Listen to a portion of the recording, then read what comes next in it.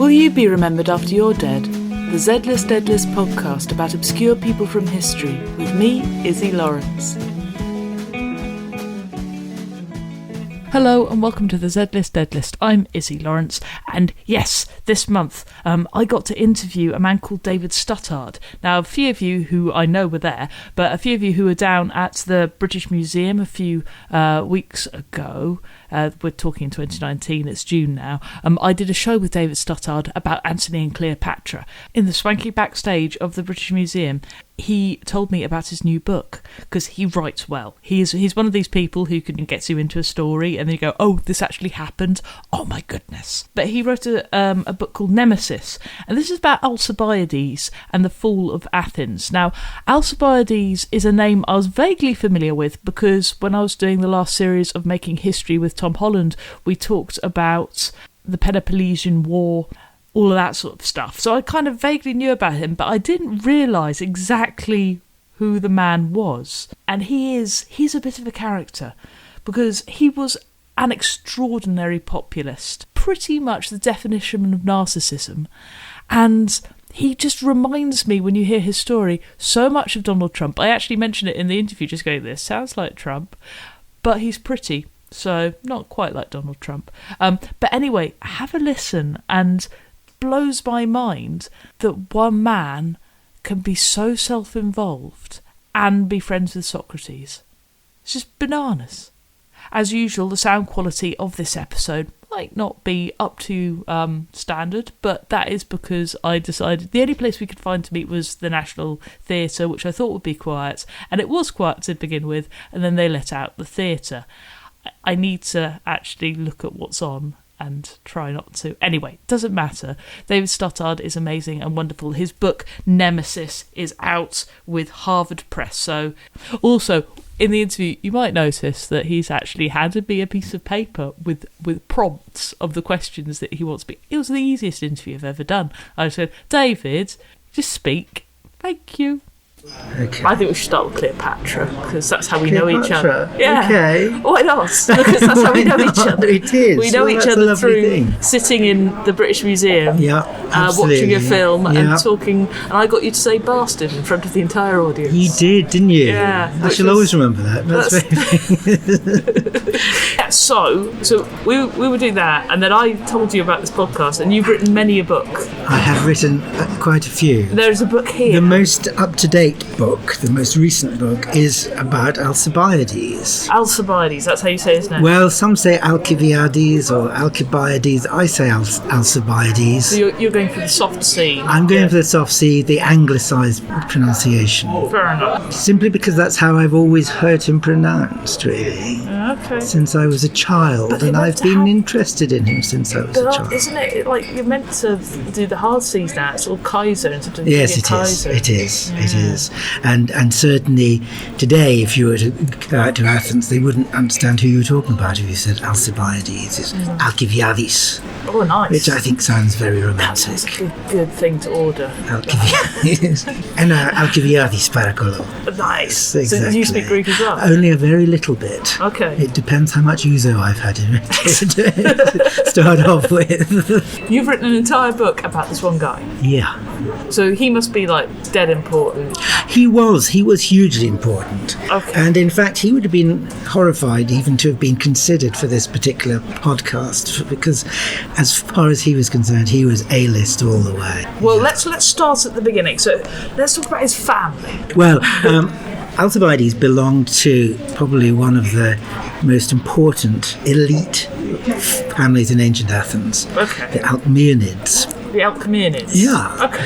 And they were these great landowners who'd also played a very, very important part in politics in Athens. And indeed, it was an Alcmeonid, a man called Cleisthenes, who had changed the Athenian constitution and introduced equality under the law, which then became equality of votes, which then became democracy. Now, we've had him. Now, when you say equality under the law of men, of men. Of men.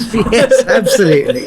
Not of women and not of slaves. No, and of Athenians. But it's a good idea that he has. And even if he doesn't put it into universal, practice. It was, let us remember, only 100 years ago in the UK that women had the vote. So it's terrible. Look at what's happened since. It's gone totally downhill.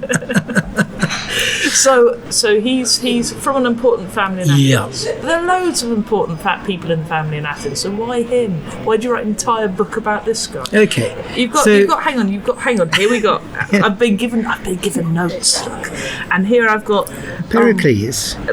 Pericles. That's okay. That's like a god, isn't it? No, Pericles was the most important politician in the third quarter of the 5th century BC. Okay. So from, if we can get our heads around that, so from about 460, 450 down to 429. Okay. And Pericles is this great leader of democracy. Great historian Thucydides describes him really as the first among equals. Okay. And he's the man, of course, who decides that Athens needs to build the Parthenon, and Athens has to go to war with Sparta, and so on. And he also happens to be the man who, when Alcibiades' father perishes in battle, takes on the child Alcibiades and looks after him. Little Alcibiades grows up in Pericles' house. Nice, with Pericles as his guardian. With Pericles as his guardian. Awesome. So he grows up in the most influential house in Athens, surrounded by, we know about Pericles, he hangs out with all these artists and philosophers and historians, so all these people are probably part He's of... the one that the Romans get all sort of dewy-eyed over, isn't he? Yeah. This is the reason that the Romans think, Athens is so lovely and so clever. Exactly. Like Athenians. Absolutely, and even today we call this period of history the golden age of Pericles. Okay. Periclean Athens. So he's growing up in this house. Yes. And we've got some childhood stories with some words I can't read at all, which starts with alpha and then continues on in Greek lettering. Yes. Well, what I was really wanting to do was just to repeat a few anecdotes that we hear about Alcibiades from ancient biographers. Now, these are people really writing several hundred years after him.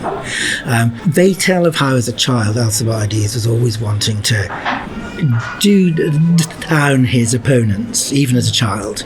Okay. Yeah. There's a child right now, I don't know if we can hear, also wanting to do down his opponents. Yeah. Just very, very gently. So that's like background. It's perfect timing. Yeah, it is. It's beautiful. perfect. You've organised that terribly well. Thanks very much. Thank you. Yeah, there are stories about how when he's competing with another boy in the Pancration, which is basically an all-in boxing come sort of wrestling match. like mixed martial arts. Oh yeah, absolutely, yes, absolutely. Like the octagon. That is if what you they call say it. so, do yes, they? Yes, right. Yeah. Well, he was accused of biting his opponent, which is definitely not art. Yeah. And his opponent says, "You're competing like a woman." Nice. And Alcibiades says, "No, I'm competing like a lion." Yeah, but anything to do to be able to win, basically, is what he's trying to do. We hear of him also refusing to play the aulos, which is a kind of an instrument like the oboe, which every young man was supposed to learn in Athens.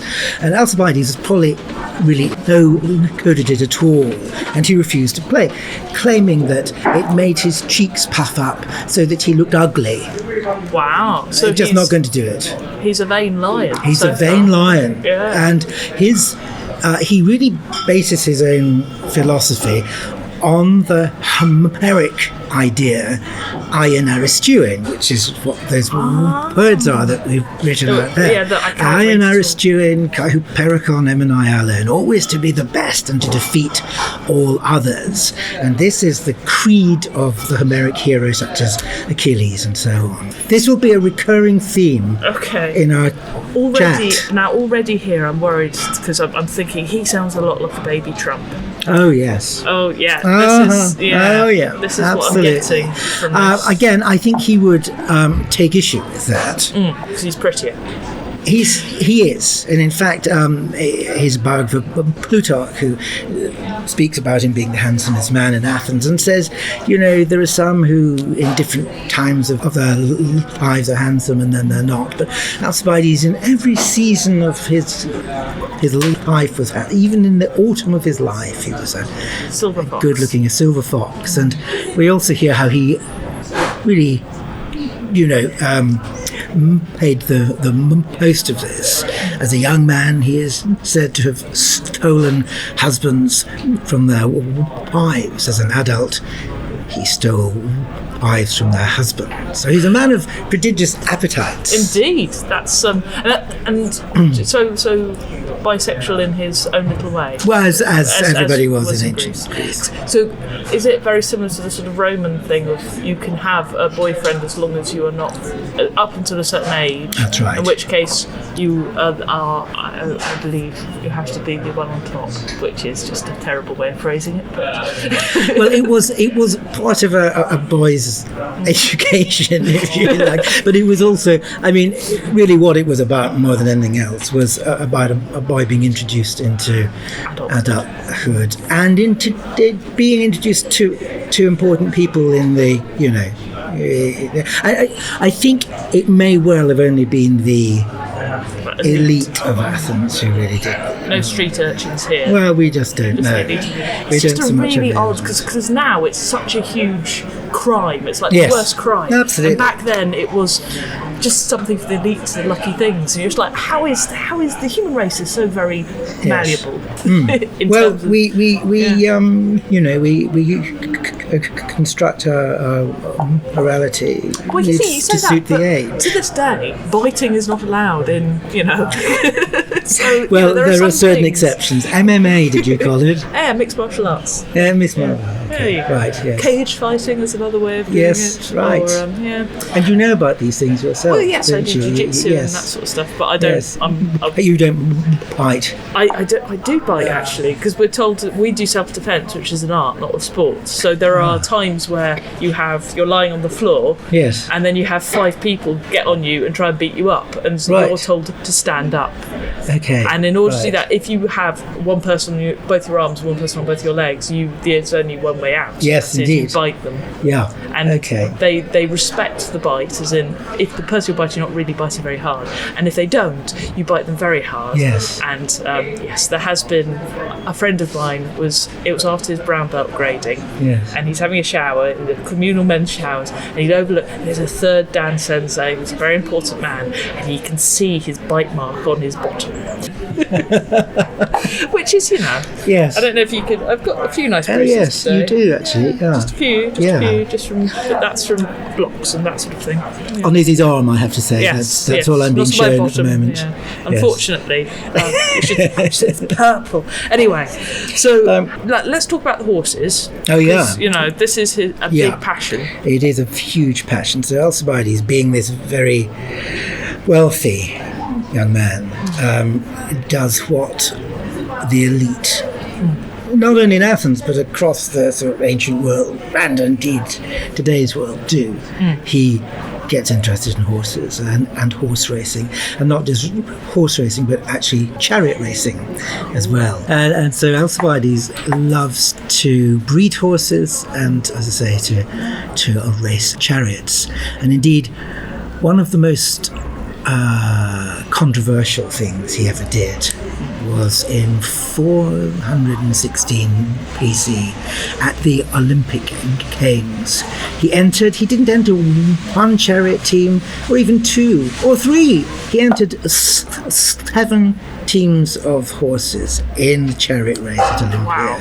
Now, for most people to enter even one was beyond their wildest dreams. So Alcibiades is really showing off. He's got a lot of money. He's got a lot of money. Well, he also borrows a lot of money and gets into terrible debt. But the great thing is, well, exactly, he's presenting his own greatness and his own sort of.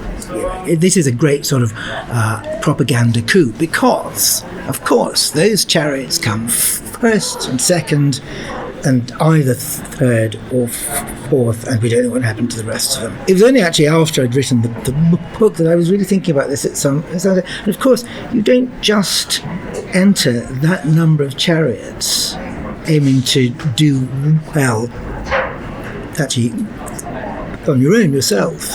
You enter that number of chariots because you can also interfere with everybody else's chariots if you've got this huge number of horses and teams. Okay, so they're going to really take over the whole of the racecourse and make sure he's going to win.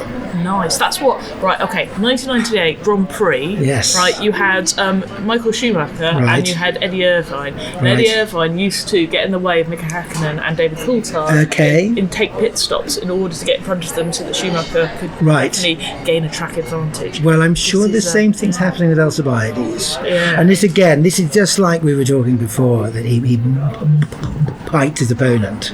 Okay. You know, he's not interested in playing by the rules. No, the rules are he wants to win. Nice. Always to be the best. And he doesn't I am Aristotle. Yeah, exactly. Nice. Okay, so and this is this the desire for the victory at the Olympic Games, or is that exactly? This is it. Yeah. And this is at the height of his own political career, because by then, by 416, he is. He's born in 452, so he's. I have to remember that time goes backwards. It does. Yes. So he's in his mid-30s, effectively. By now, he's become quite an influential politician in Athens himself. He's become a very important military commander as well. He really, really fancies himself as an army man, and has actually done quite well. This is in an uneasy peace in the middle of the Peloponnesian War, the war between Athens and Sparta. What was the war between Athens and Sparta? Okay, at this period, there are around about 1,000 independent states which are scattered all over the mainland and across to Asia Minor, across to Italy and Sicily, and even further. And all of them basically sort of have uneasy relationships with one another. They don't necessarily hate each other, but they don't get on with each other either. And so there's a huge rivalry between themselves. After the Persian invasions at the beginning of the 5th century BC, when Athens and Sparta and various other city-states, but only a handful, had actually managed to defeat the Persians, drive them away from the mainland of Greece. For a while, Athens and various of the island states especially, and the states on the coast of Asia Minor, the Ionian, in inverted commas, states, create an alliance. And the purpose of this alliance is to prevent the Persians ever again from attacking the mainland. But over time, because all of those allies had actually sworn an oath of loyalty to Athens in particular, what began as an alliance becomes an empire with Athens at its head. And Athens becomes economically the most important state on the mainland of Greece, or indeed probably in the Eastern Greek world as a whole. And this, of course, upsets quite a large number of other trading nations, which leads to the Peloponnesian War. All those other trading nations join together under Sparta. So it's a coalition of states under Sparta fighting the Athenian Empire. I can't imagine Spartans getting along with people well enough for that, but okay. Well, everybody recognised the Spartans as being this great military race, and that's exactly an issue that they don't really. It's not the case that they kind of listen to other people's opinions or anything. They go in there, they do it, they expect other people to follow. Yeah. So anyway, the Peloponnesian War begins in 431 BC, goes on until 421, when things have reached such a sort of pretty pass that neither the Athenians or the Spartans have really achieved very much, and so they make an uneasy peace. Now this is exactly the time when Alcibiades is old enough to become a military commander, and he's very antsy about it. He doesn't like this at all, because what he really wants is to have the Peloponnesian War being kindled to let him get out there and lead an army, show off. So he does actually try to to wind up the Spartans. He helps Argos, the city of Argos, which is another Peloponnesian city, which is a great catalogue. And he let's not go there. I know. But so he starts to stir the pot. He starts to stir the pot, and in 416, the year when he's entering into the Olympics and entering all the chariots, he's also bringing along with him various allies from across the sea, from islands like Chios and Lesbos and so on, and they're helping him out. They're bringing great herds of animals to be slaughtered at Olympia, so he can offer banquets to every single spectator at Olympia. Wow. And he goes there in this magnificent pagoda, and sort of struts around and really makes that Olympic Games about himself. Yeah. So what is driving this? Is it just ego? It's ego. It is ego, and it is this desire to return to it, always to be the best. Yeah. He's got this massive ego. Amazing. Absolutely. And again, we'll come back to the ego, because the ego will become very important in a moment. Because the other thing he wants to do, the other thing he really gets excited about at this period is that... Yes. Well, that's what he was hoping to hear all the time.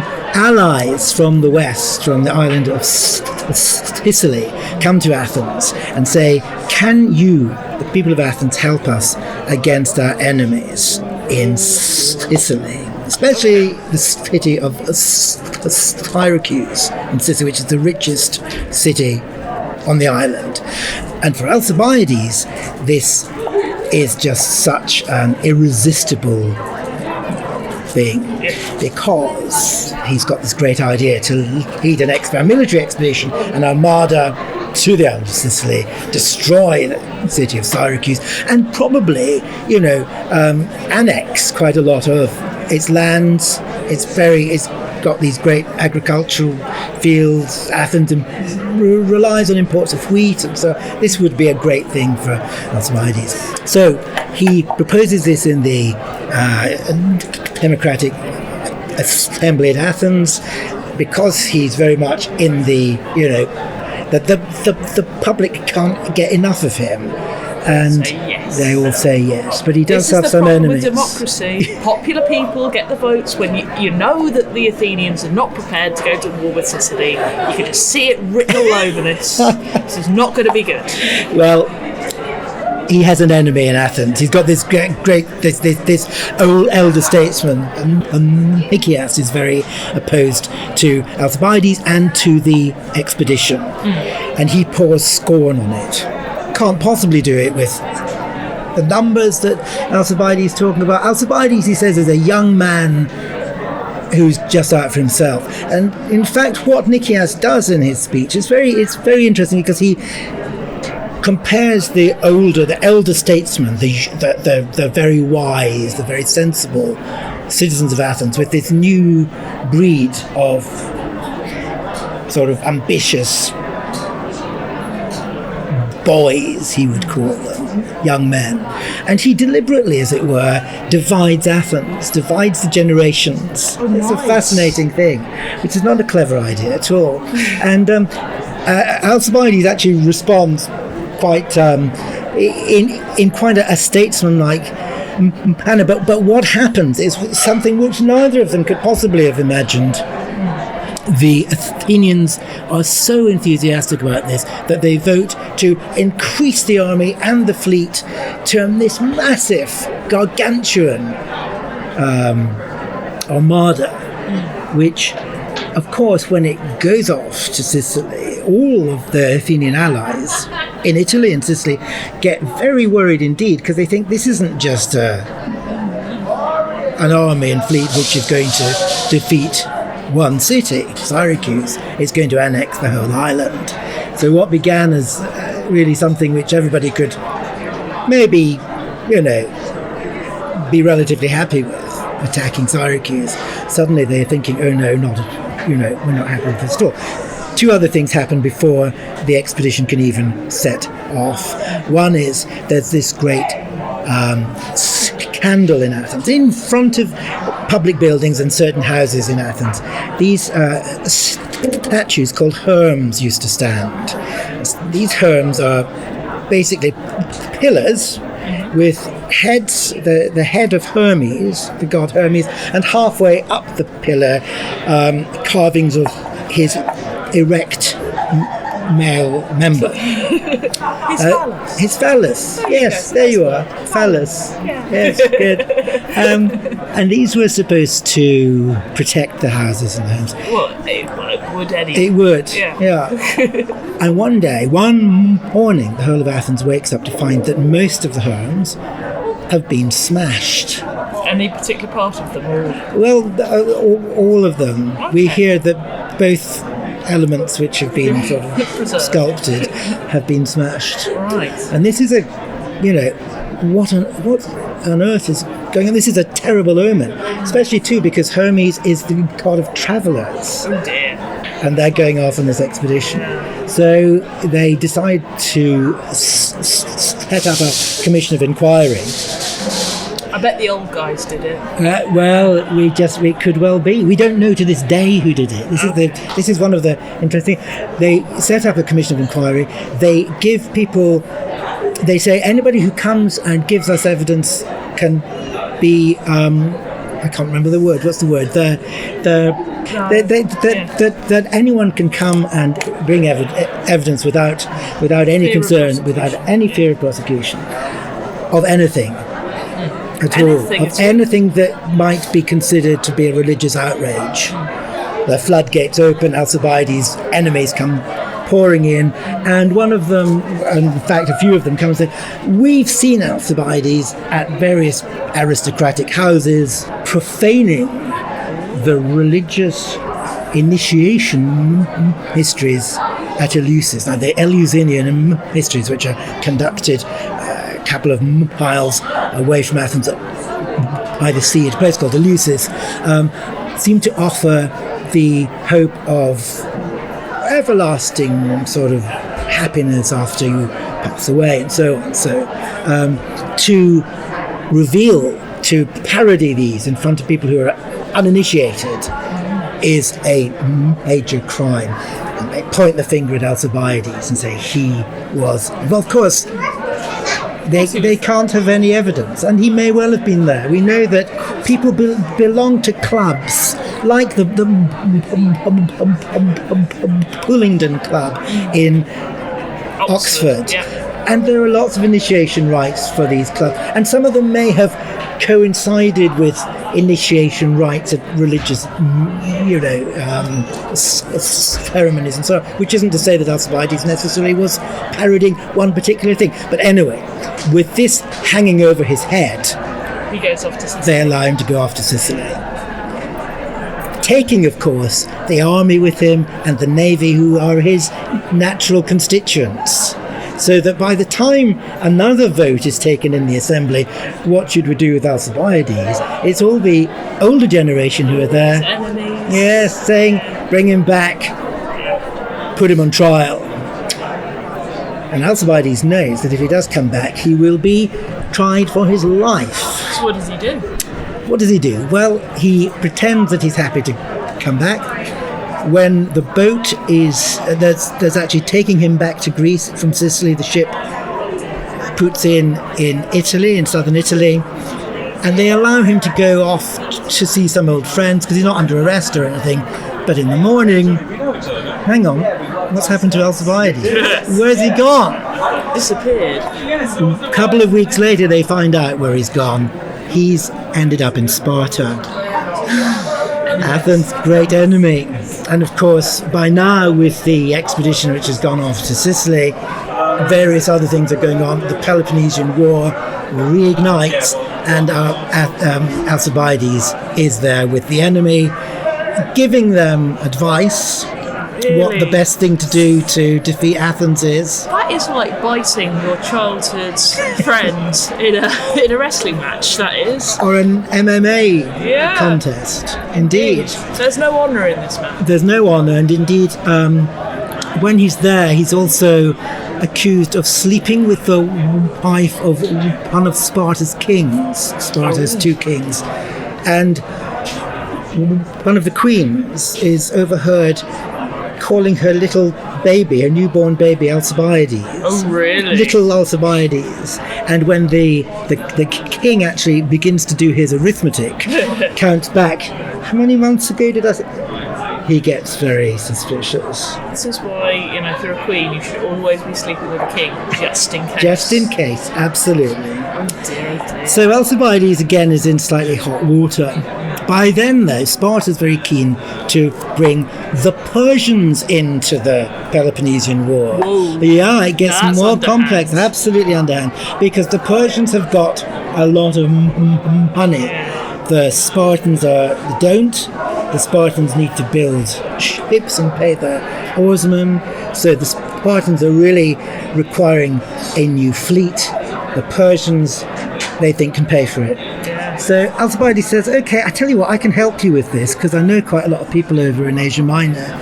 You send me over there and, I'll have a chat with the Persians. He was probably their boyfriend when he was 14. Probably was. Yeah. Absolutely. He did sort of know a lot of these Good way of guys. getting connections. Indeed. Yeah. I don't know from experience. But, so off he goes to Persia, and it's just about this time that the Spartan king finds out about Alcibiades and his wife, and issues a fatwa, let's say, on Alcibiades. He is a death sentence. So Alcibiades, happily, of course, is in Asia Minor. So what does he do? He goes back to Athens? No, he goes to the Persians. Of course he does. He's with the Persian king. Well, he's not actually with the Persian king.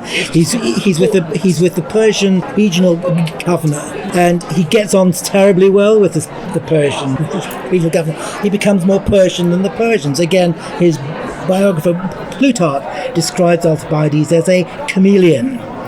Except, he says, a chameleon, there's one colour a chameleon can't turn, and that is pure white.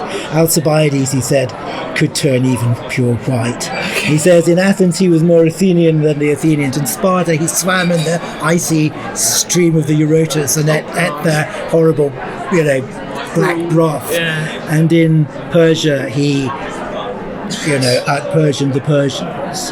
And again, he claims he's offering them advice. Prolong the Peloponnesian War, he says. Help the Spartans when the Athenians appear to be doing well. Help the Athenians when the Spartans are appearing to do well, and you'll tire the whole of Greece out. You'll leave them open so that the Persians can come in. His family are in Athens. He doesn't care about anybody. Well, he's really working out that, I guess, if he's in with this, but he'll end up as being, King of Greece. Yeah. Or governor of Greece. Absolutely, governor of Greece. Wow. But there's a lot of, shenanigans. Yeah. What's absolutely remarkable is, though, this is, we're actually, oddly enough, almost at the end of the story, but the expedition that he's arranged to go off to Sicily from Athens ends up in total disaster. The hundreds and thousands of men who go to the island, they're there for a couple of years. They request reinforcements. Exactly the same numbers come out again. Thousands and thousands of men. But the old general that Alcibiades was enemies with, he's in charge now. He's left in charge. He's ill, he's old, he's weak, he's pathetic. And because of him, the whole expedition is a disaster. The majority of the Athenians who go out there are wiped out, annihilated, massacred. Only a few hundreds out of this proud expedition ever get back to Athens. It's a disaster. And this is going on at the same time that Sparta is just going, oh. Yeah. So is it because this mission's failing that Sparta decides to reignite the war, or is it an entirely separate thing, or was it? It's partly coincidental. It's partly because Alcibiades is really suggesting. Wow, so it's his fault. It's to do with it. But what's bizarre is that Sparta fails to capitalise on Athens' disaster in Sicily. Athens builds herself up again, but she suspends her constitution for a little while because they think that the democracy isn't really working. Well, it isn't. If you don't have the right people voting, and then people just vote for the popular guy who doesn't care about anything. Absolutely. So you get the more wealthy element. They actually really decide they should be in charge. So it becomes an oligarchy. Now, the fleet, who are the poorer elements of society, are over in the islands in the eastern Aegean, and they don't like what's going on at home at all. Initially, the oligarchy has thought, I tell you what, we'll get Alcibiades back because he's an oligarch like us. But things don't go to plan. And then the fleet, because they think that they'd like to get one over on the oligarchs, they think, I know what we should do. We should get Alcibiades back. Everybody's wanting to get Alcibiades back because he's so charismatic, because they know that he is the guy, that if they've got him on board, he's kind of their secret weapon. The Republican Party. And so, to cut a long story short, Alcibiades is recalled to the fleet, but not to Athens. Okay. So he's almost this guy in exile, this king in exile with the fleet. And for 3 or 4 years, he swans around the eastern Aegean up into up towards Byzantium and so on, because the area of the Hellespont, the Dardanelles, is crucial to Athens because she imports a lot of corn from the Black Sea. The corn has to come through the Bosphorus and then down through the Dardanelles and into the Aegean to Athens. And so whoever controls that waterway controls Athens. So for Alcibiades, it's crucial that he keeps that open. And he does. For a couple of years, he just manages to win victory after victory. These romantic stories of him swashbuckling around this area. Eventually, he even comes back again to Athens because the oligarchy falls, the democracy is restored. Alcibiades comes back and is appointed strategos autokrator, general-in-chief. The man with plenipotentiary powers. He has reached this acme of his ambition, and just to rub his nose in, or to rub his enemy's nose in his success even more, he leads the annual pilgrimage, if we can use that word, from Athens to Eleusis for the initiates to celebrate the Eleusinian Mysteries, the very mysteries that he'd been accused of profaning several years earlier. Very nice. So how does he meet his end? Everything seems to be fine, but he goes off again on campaign to Ephesus, actually, on this occasion. And because he's having to go around looking for money to pay the fleet, he leaves the Athenian fleet in the capable, he believes, but in fact incapable hands of his helmsman, who provokes the Spartans to have a battle, defeat. Alcibiades again realises that the game for him is up, and he goes off into exile in Thrace, where he's already sort of done quite a lot of homework and built up a little army of his own. Nice. He lives up there as a kind of a warlord in Thrace. But a couple of years later, the Hellespont, the crucial waterway, is under threat again. The Athenian fleet have sort of drawn up their ships on a beach called Aegospotami opposite the Spartan fleet. And Alcibiades, who can see this from one of his fortified houses, thinks they're in a disastrous position. So he actually gets on his horse and gallops into the Athenian camp and says, "You must move your camp. It's just this is hopeless." The Athenians have had enough of him by then. He says, "You're not our general anymore. We don't take orders from you. Off you go." And the next day, the Spartans attacked, destroy the Athenian fleet, take control of the Hellespont and starve Athens into submission. Alcibiades again has to go on the run, and he goes again to the Persians. He said, look, I can help you, just let me go inland to the capital of Persia, and I can really do. But the Persians are kind of suspicious of him by now, and rather give him the permit to travel on the road into the capital, they make him stay kicking his heels in Anatolia. Alcibiades is there with his retinue. He's got a couple of hetairai with them. Hetairai are educated ladies who sell their favours to the highest bidder, and he's got a couple of these ladies with him, Timandra and Timea, and we hear about them in this sort of enclosure, I suppose, on the road to Persia. He can't go anywhere, he's stuck. And then the Persian governor receives a message from the Spartans, probably, or for the Athenians, we just don't know. Kill Alcibiades. Oh, no. Kill Alcibiades, because the Spartans are the allies of the Persians. And so the governor sends his assassins to them. And the story of Alcibiades' end is straight out of Hollywood, because he's in this little house. In the middle of the night, they can suddenly smell burning.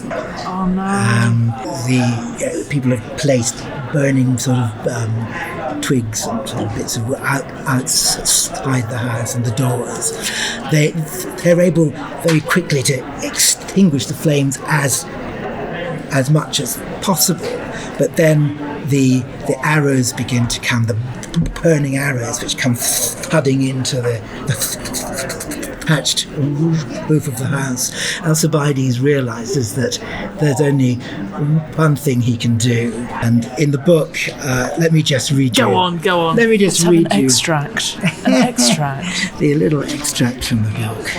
The household was panic-stricken as Alcibiades, his instincts kicking in, reached for his weapons, but they had disappeared. Somehow in the night, someone had taken them. All that he had now was a short knife which a comrade pressed into his hand, but no shield, no armour, just a blanket wrapped around his left arm as he stood, poised on the threshold. And then, calling to his friend to follow him, he bellowed his war cry and ran, naked and exposed, out into the darkness. Silhouetted against the burning house, he made an easy target. From all around him, javelins rained, and arrows thumped like hail, as first one, then another, and another found its mark. All Alcibiades could do was run into the night, and run, and keep on running while he could, until the night engulfed him. Very nice. So he's so happy with himself for that. That's very good. It's just like the end of Butch Cassidy and the Sundance Kid. Isn't it? It's just that moment. But he goes. He kind of, it's very weird, because it's almost like a parody of a Spartan, because he goes out there naked with virtually no weapons, knowing doom is coming, yet he runs away, which is so not Spartan. Absolutely. So there's a sort of weird... there's a weird dichotomy there. Yeah, which explains his entire character. Entire character. His character was, he's described as being a man who could either have been a great man, a great politician who did everything for Athens, or the absolute scoundrel that he was. And people claimed that the one man who could keep him on the straight and narrow when he was in Athens was the philosopher Socrates. Didn't Socrates save his life? Yes, he did. This is the only time Socrates has ever shown any form of decision that I've heard. They were in a battle, weren't they? They were in a battle. Alcibiades is a young man, 18, 19. He falls. The enemy are all around him. And his friend, his great friend Socrates, stands over him and protects him. In the end, after the battle's over and Alcibiades has been wounded, the army try to give the prize for bravery to Socrates, but Socrates says no, give them to Alcibiades. And the Greek word for the prize for bravery, the aristeia. This is the iron aristeia, the best, the bravest, which he receives right at the very beginning of his life, and he's got all this to live up to. And he's then, in another battle, Alcibiades is supposed to have saved the life of Socrates. But their lives are curiously intertwined. In Plato's work, The Symposium, Socrates and his fellows at the party discuss what eros, love is. Alcibiades bursts into the party at the very end and gives a speech in which he says the highest spiritual form of eros, the embodiment of that is the philosopher Socrates himself, effectively. They've got this wonderful relationship. But after Alcibiades has been killed, people begin to blame his old friend Socrates for having influenced him. Not only Alcibiades, but other people who then, at the end of the Peloponnesian War, the Spartans impose a very strict oligarchy on Athens, a dictatorship almost, and several of the people who are these dictators have been the students of Socrates himself. And he was very annoying. But then when Socrates is charged, one of the things he's charged with is corrupting the young men of Athens, one of whom is Alcibiades. So when Socrates is executed, it's as much for his influence on Alcibiades as it is for anything else. So Alcibiades doesn't only influence history and politics, and, arguably is responsible single-handed for the defeat of Athens at the end of the 5th century, but he's also partly responsible for the execution of Socrates as well. Wow. And so we should know who he is. He definitely would demand to be A list. Indeed. Well, at least now he's at least Z-list, for people who haven't heard of him. The book's Nemesis, Alcibiades, and exactly, the fall of lovely, Athens. And a very well placed bit of ribbon there. Yes, Nemesis, Alcibiades, and the fall of Athens with David Stuttard. There we go. Buy it now. So he's not really like Trump in some ways, or is he really like Trump? He is quite like Trump. Not David Stuttard, obviously. David Stuttard is nothing like Trump. He's narcissistic, he's a populist, but even Trump wouldn't abandon his family like that, surely. And also, I don't think Trump would have gone down to the beach at the very end and gone, hey guys, you're doing it wrong. I think Trump would have stayed away and just go, well, they're doing it wrong. I will enjoy the losers losing. But how can you do that? How can you turn on your own people and then turn on the people that you turned on your people? I mean, it's nothing sacred. But yeah. What an ending to an amazing story. It gives me the shudders. And Alcibiades, how come we don't know about him? How come he isn't in every little kids' book as a great example of do not be a dick, or indeed a Hermes phallus? Hermes is such a lovely word. Right, okay, chaps. So once again, David Stuttard, buy his books. All his books are really good. His one on Antony and Cleopatra with Sam Moorhead is fantastic and gave me a crush on Caesar. Even though Caesar is like a mass genocide man, I don't care. He was hot in that book. According to Caesar, though, not according to David Stuttard. But anyway, I will be back next month, hopefully with some barbarians. I'm not 100% sure on that. It's only if I can get the interview. Meanwhile, you can catch up with my other podcasts. I do Seti Sopo every week. That is where me and Simon Dunn, that's how you say his name, it's me and Simon Dunn, discuss the opposite of things which do not have a natural opposite, which you can leave your suggestions for us on the Facebook group. You can also listen to the British Museum Membercast. The latest episode of that, as I say, we're recording here in June 2019, is about Edvard Munch. And I go around the exhibition, and in the exhibition is a picture of the Scream, the famous picture of the Scream. And guess what, guys? It blew my mind. That is not of a person screaming. I know, we're going to have to change all the emojis. It's crazy. See you soon, and hope that the weather clears up for you a bit. All I know is it's absolutely chucking it down here, and it is 36 degrees in San Francisco. That's Celsius, obviously. You're listening to the British Museum. No, you're not. You're listening to the Z-List Deadlist podcast with me, Izzy Lawrence. To find out more, please visit izzy.com, iszi.com. You can follow me on social media, iszi_LAWRENCE on both Twitter and Instagram. Also, I'm on Facebook. Find our Facebook page, the Z-List Deadlist, obviously. And yeah, do please leave reviews. It does make a huge difference. Also, I'm gonna start the plugs now. There's a book coming out in February. Yes, it is historical fiction for 9 to 12-year-olds, but shut up, I know you're a grown-up, but you've read Harry Potter and you enjoyed it, you weirdo. You've read The Hobbit and you enjoyed that, you're going to enjoy this one. It's out in 2020 in February. It is called The Unstoppable Lettuce Pen. Heard it here first.